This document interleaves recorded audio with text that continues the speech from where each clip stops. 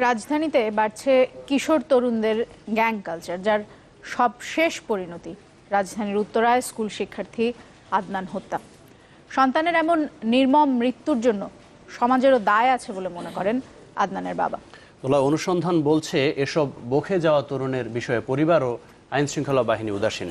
আর police বলছে তরুণদের বিপথে যাওয়া ঠেকাতে দায়িত্ব নিতে হবে পরিবার ও শিক্ষা প্রতিষ্ঠানগুলোকে।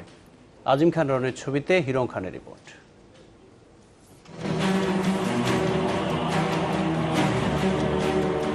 গ্যাং কালচারের নামে দিন দিন ভয়ঙ্কর হয়ে উঠছে রাজধানীর কিশোরদের একটি অংশ। নারী মাদকে বুঁদ হয়ে মেতে উঠছে মানুষ হত্যার মতো মরণ খেলায়, যার সবশেষ বলি উত্তরা ট্রাস্ট স্কুল থেকে সদ্য জেএসসি পাশ করা আদনান কবির। গত 6 জানুয়ারি উত্তরার 13 নম্বর সেক্টরের 17 নম্বর সড়কে 9 স্টার ও ডিস্কো বয়েজ নামের দুটি গ্রুপের সংঘাতের জেরে নিহত হয় আদনান। আমি পাক করতে দিই, পাক করার পর একটা শব্দ পাইছি, শব্দ বলে দৌড়ে আইসি, দরজা খুলছি, খুলতে খুলতে উঠতে দৌড় দিচ্ছি, করা দিয়ে একটা লোক পড়ে রয়েছে। কয়েকটা গ্রুপ বানাইছে ওরা, একটা গ্রুপের সাথে আরেকটা গ্রুপের কিছুটা শত্রুতাই করতেছিল, এই আধিপত্যকে বিস্তার করে আর কি। স্কুল কলেজে পড়ুয়া এসব কিশোর এতটাই বেপরোয়া যে আদনানকে নৃশংসভাবে হত্যার আগে গ্রুপের ছবি পোস্ট করে সামাজিক যোগাযোগ মাধ্যমে।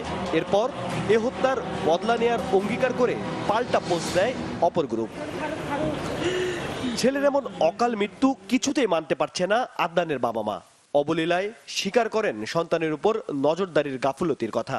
দায় চাপালেন সমাজ ব্যবস্থার উপরও। বিচার চাইলেন হত্যাকারীদের।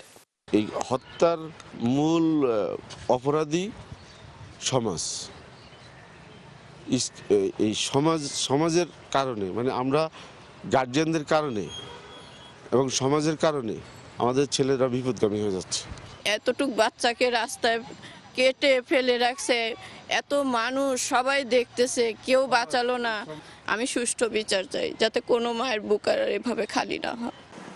শুধু উত্তর নয়, এমন গ্রুপ ছড়িয়ে ছিটিয়ে আছে পুরো রাজধানীতে, যাদের প্রায় সবাই উচ্চ ও উচ্চ মধ্যবিত্ত পরিবারের সন্তান।